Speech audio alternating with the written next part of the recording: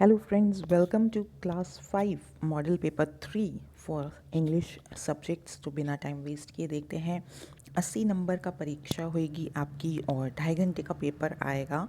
जो सबसे पहला प्रश्न होएगा वो आपका लेक्सिकल आइटम्स का होएगा, अर्थात आपकी वोकैबुलरी पर आधारित, शब्द ज्ञान पर आधारित होगा।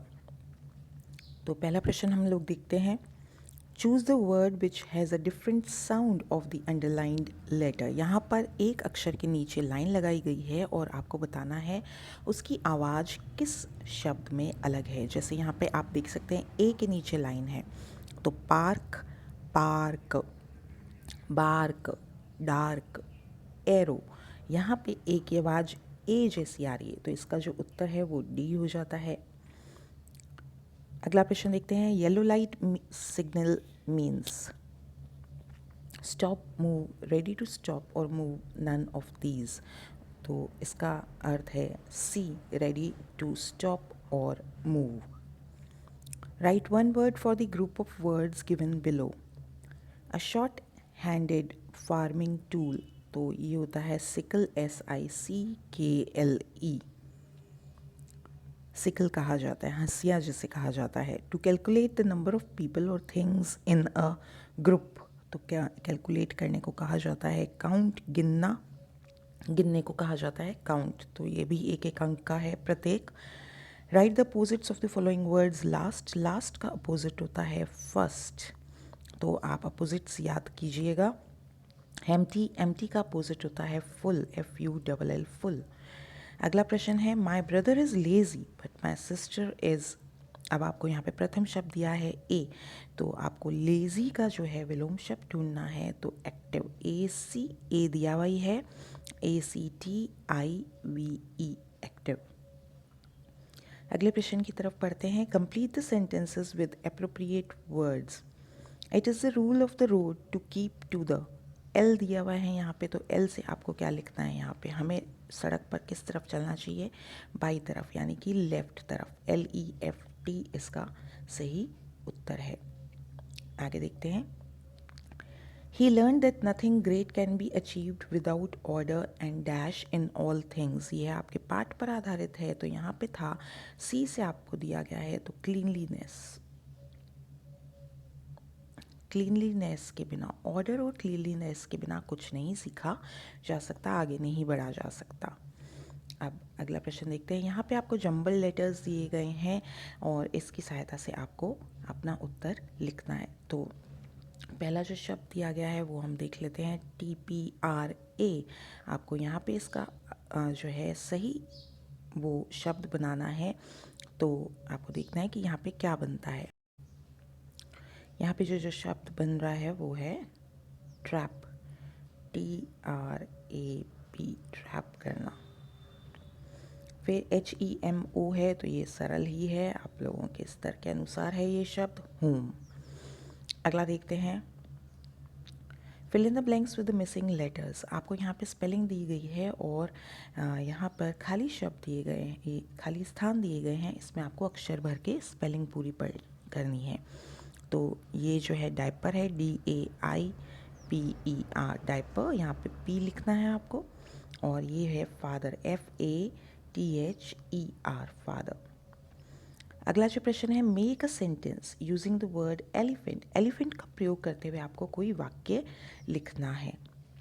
तो आप लिख सकते हैं, मैंने एक हाथी देखा, आई सॉ एन एलिफेंट। मैंने एक हाथी देखा, आई सॉ एन एलिफेंट। कोई भी जानवर आता है आप लिख सकते हैं, I saw a cow, I saw an elephant. अगले प्रश्न की तरफ बढ़ते हैं। आपको यहाँ पे कोष्टक में ये शब्द दिए गए हैं, इनकी सहायता से आपको इन रिक्त स्थान की पूर्ति करनी है। जो पहला शब्द दिया गया है शेल और विल बी का प्रयोग दिया गया है यहाँ पे। If we drive our vehicle properly we dash safe. तो IOV के साथ में शेल का प्रयोग होता है, तो यहाँ पे शेल भी आ जाएगा, क्योंकि यहाँ पे जो सब्जेक्ट है वो आप देख सकते हैं WEV का प्रयोग हो रहा है, तो वी के साथ में शेल का प्रयोग होगा। अगला question, he is healthy, he dash lift the heavy box. अब देखिए आपके कोर्स में है कैन और कैनॉट का प्रयोग, तो आपको यहाँ पे ये देखना होगा कि जो प्रथम वाक्य में कंडीशन दी गई है, उसके आधार पर यहाँ वाला काम संभव है या नहीं है। ही इज़ हेल्दी, हेल्दी मतलब स्वस्थ, तो जो स्वस्थ व्यक्ति है वो भारी बक्से को उठा सकता है। He can lift the heavy box, तो इसका उत्तर कैन आ जाएगा यहाँ पे। अगले प्रश्न की तरफ पढ़ते हैं। Fill in the blanks using correct form of the verbs given in brackets. आपको ब्रैकेट में शब्द दिए गए हैं और इनकी सहायता से आप देख सकते हैं यहाँ पे शब्द हैं, इनकी सहायता से आपको इन वाक्यों की पूर्ति करनी है। पहला देखते हैं, When I went out of the class, you dash on a paper। अब देखिए जब वाक्य when से शुरू होता है, जब मैं बाहर गया तब तुम ये कर रहे थे, तो इसका मतलब पास्ट कंटिन्यूस का प्रयोग है। तो आप इसका अभ्यास करेंगे तो धीरे धीरे आपको आने लगेगा किस तरीके से लिखना है। राइट है यहाँ पे शब्द जो हमारा, तो आपको यहाँ पे लिखना है यू के साथ में आता है पास्ट कंटिन्यूस में वर, और आईएनजी रूप इसका आएगा writing, you were writing. Seema also dash गुटका, तो सीमा ऑल्सो डैश गुटका, ये उसकी आदत है। तो प्रेजेंट टेंस है ये, सिंपल प्रेजेंट। सीमा है, एक वचन है, तो CHEWS या ES लग जाता है एक वचन में। अगला प्रश्न देखते हैं, we dash our classroom and school clean in future. In future दिया है, तो भविष्य की बात जब वो कर रहा है तो हमें यहाँ पर विल या शेल का प्रयोग करना होगा। तो वैसे तो जो नवीन ग्रामर है उसके अंदर विल और शेल दोनों ही प्रयोग कर सकते हैं, दोनों ही उत्तर आपके सही होते हैं। और यदि आप नियम के अनुसार चलते हैं तो आप शेल का यहाँ पे प्रयोग कर लीजिए। और फर्स्ट फॉर्म ही मेक का रहेगा, we shall make, simple future है ये, we shall make our classroom and school clean in future. अगला प्रश्न देखते हैं, who dash his father at the shop. किसने उसके पिताजी की सहायता करी, या कौन उसके पिताजी की सहायता करता है।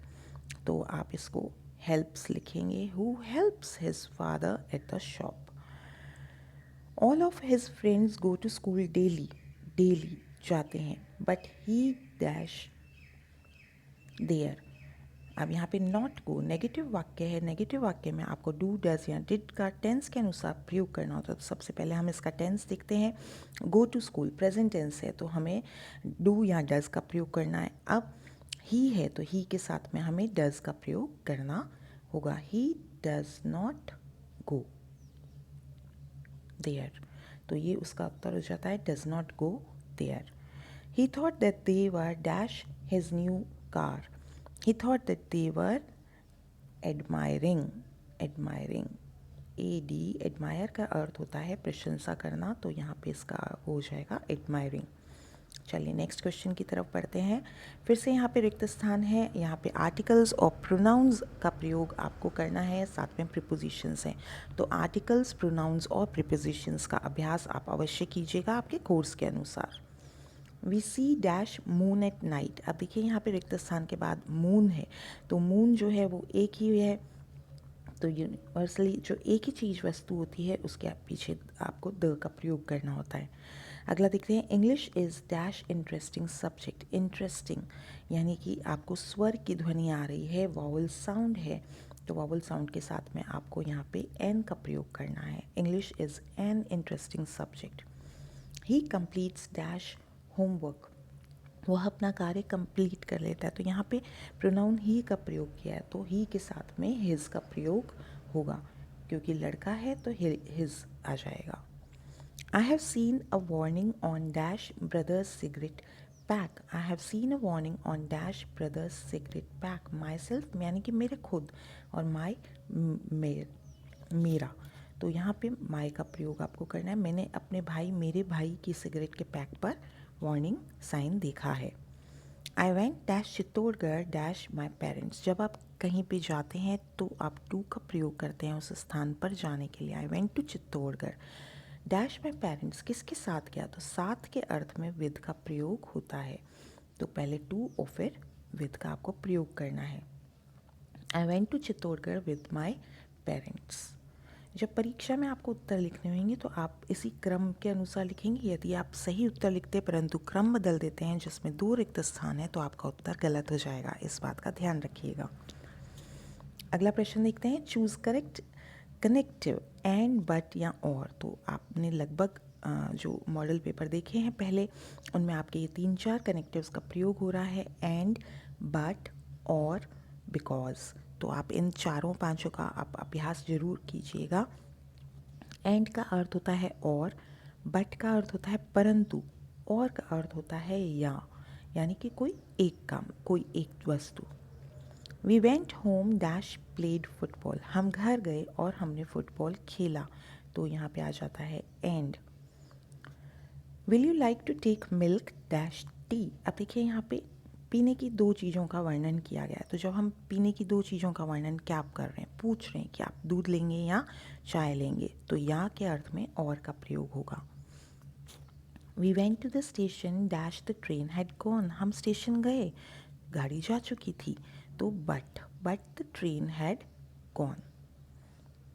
नेक्स्ट क्वेश्चन जो आएंगे वो आपके पैराग्राफ आपको दिया हुआ रहेगा, ये टोटल 31 नंबर का रहेगा, क्योंकि प्रत्येक प्रश्न आप देख सकते हैं यहाँ पे 3-3 अंक का रहेगा और 2 आपको इस तरीके के पैराग्राफ मिलेंगे। तो आप पढ़ करके और प्रश्नों के उत्तर ढूंढने का अभ्यास अवश्य कीजिएगा, बहुत ही इम्पॉर्टेंट कार्य है ये आपके लिए। तो चलिए अब हम इस पैराग्राफ को पढ़ लेते हैं।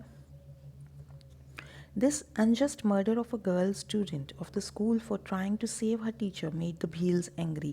जो भील थे वो एंग्री हो गए थे क्योंकि उस लड़की की हत्या कर दी गई थी, क्योंकि उसने अपने अध्यापक को बचाने का प्रयास किया था। यहाँ पे हम कालीबाई की बात कर रहे हैं। They assembled from the surrounding villages. आसपास के सभी गांवों से लोग इकट्ठे हो गए थे। A massive 12,000 people, fully armed with bows, arrows, swords, and their traditional drums, gathered in the town.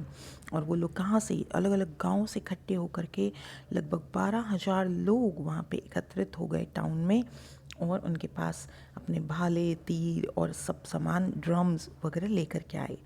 The prince was forced to release the leaders of the Prajamandal from jail. और प्रजामंडल आंदोलन के जो नेता थे उन्हें छोड़ना पड़ा।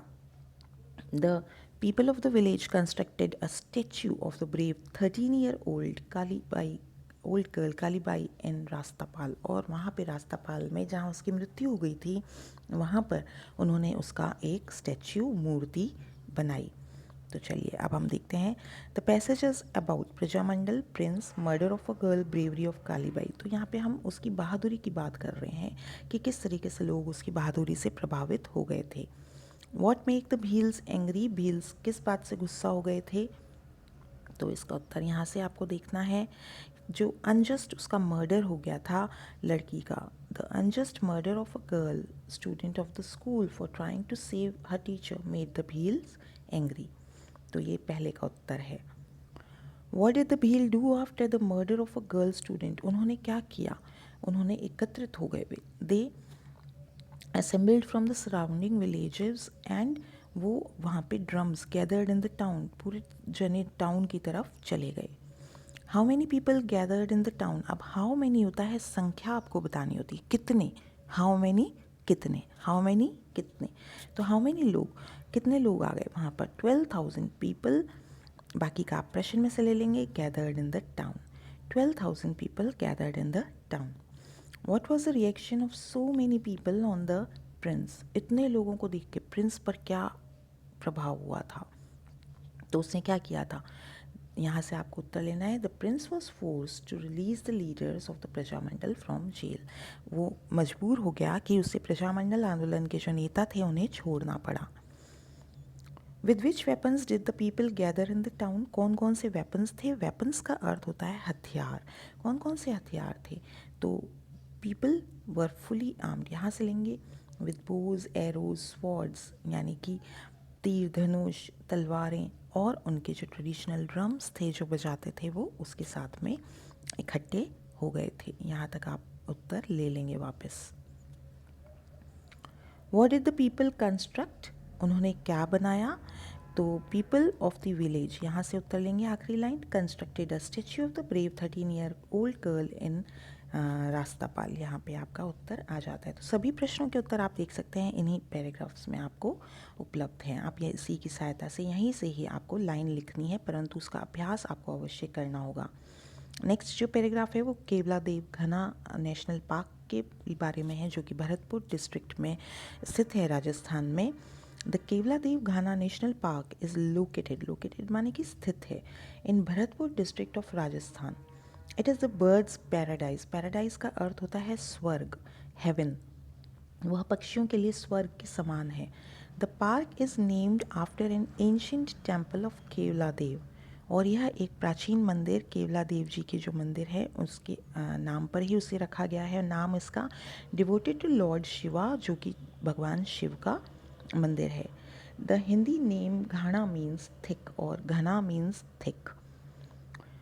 तो प्रश्न देखते हैं इसके अब हम।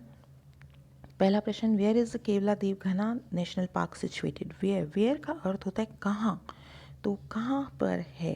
तो पहली ही लाइन इसका उत्तर है, द केवलादेव घना national park is situated located in Bharatpur district of Rajasthan. ये पूरी लाइन आपको उत्तर में लिखनी है। What is the park famous for. The park is famous for birds. और किस चीज़ के लिए फेमस है ये, तो आपको इसका उत्तर आपको खुद थोड़ी सी समझदारी से लिखना होगा। The park is famous for birds, birds के लिए फेमस है ये।